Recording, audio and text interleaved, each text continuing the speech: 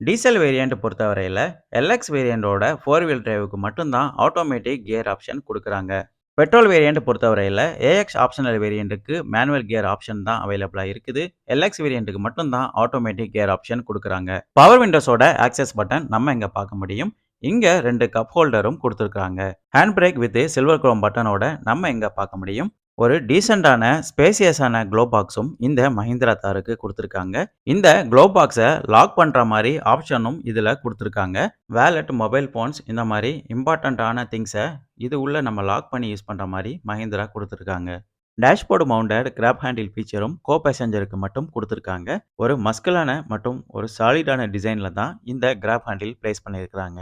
வெஹிக்கிளோட VIN number details மற்றும் manufacturing டீடைல்ஸோட patching இங்க பிளேஸ் பண்ணியிருக்காங்க. டிப் அண்ட் ஸ்லைட் மெக்கானிசம் ஃபீச்சரும் கோ டிரைவர் சீட்டுக்கு அவைலபிளா இருக்குது. ஏஎக்ஸ் ஆப்ஷனல் மற்றும் எல்எக்ஸ் 2 வேரியண்ட்டுக்குமே இந்த